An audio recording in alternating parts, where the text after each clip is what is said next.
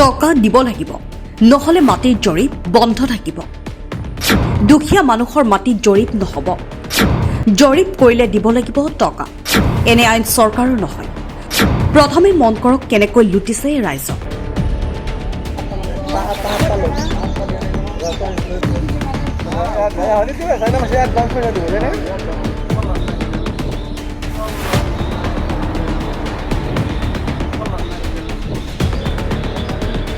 আপোনালোকে সকলোৰে পৰা পইচা লৈছে নেকি?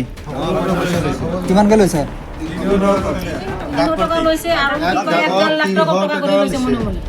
চৰকাৰৰ অধীনত কাম কৰা আব্দুল সুবাহান আলী আৰু পঞ্চৰত্ন কলিতাৰ নিজৰ আইন।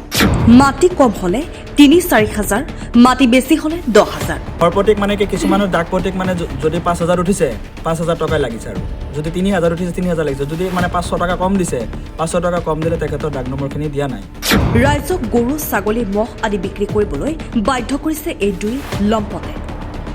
দুখীয়া ৰাইজক মানসিক অত্যাচাৰ কৰি আছে আবুল সুবাহান আলী আৰু পঞ্চৰত্ন কলিতাই। এই ঘটনা সংঘটিত হৈছে উত্তৰ ৰঙাবানী। জানিব পৰা মতে চমৰীয়া চাৰ্কল অফিচত কৰ্মৰত আব্দুল সুবাহান আলী আৰু পঞ্চৰত্ন কলিতা। এনে দুৰ্নীতিৰ বিৰুদ্ধে কি ব্যৱস্থা গ্ৰহণ কৰিব পুলিচ প্ৰশাসন আৰু চৰকাৰে, সেয়া পৰৱৰ্তী সময়ত হ'ব লক্ষণীয়।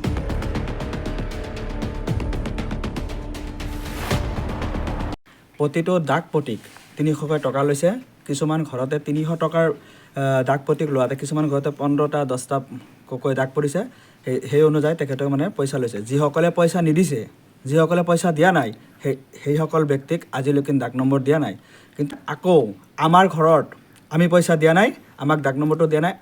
আমাৰ ঘৰৰ মানে পূব চাইডে যিটো মানে প্লট আছিলে সেইটো প্লটৰ মানুহক ডাক নম্বৰ দিছে। এনেকৈ অৰাজকতা কাম কৰিছে পাঞ্চু, যিটো অপাৰেটৰে মানে আমাৰ এতিয়া মাটিখিনি জৰীপ কৰি আছে। পইচাটো কোনে লৈ আছে? পইচাটো লৈ আছে তেখেতে পাঞ্চুৰ লগত লৈ আছে। যি অপাৰেটৰজন মানে কাম কৰি আছে, কম্পিউটাৰাইজ কৰি আছে, সিয়ে লগত লৈ আছে। ইয়াতে কি ধনী আছে, দুখীয়া আছে, চবৰ পৰা 300 টকা লৈছে? ধনী দুখীয়া চবৰ পৰাই 300 লৈছে, চবৰ পৰাই লৈছে। আৰু আপোনালোকে ভিডিঅ' ফুটেজ আকাৰে আপোনালোকে চাব পাৰিব। কিছুমান আছিলে যে 3,000, 4,000, 5,000 কিবা লৈছে, সেইবিলাকো লৈছে না? কেনেকুৱা কি আছে? হয় হয়, ঘৰপতিক মানে কি কিছুমানৰ ডাক পতিক মানে যদি 5,000 উঠিছে 5,000 টকাই লাগিছে, আৰু যদি 3,000 উঠিছে 3,000 লাগিছে। যদি মানে 500 টকা কম দিছে 500 টকা কম দিলে তেখেতৰ ডাক নম্বৰখিনি দিয়া নাই।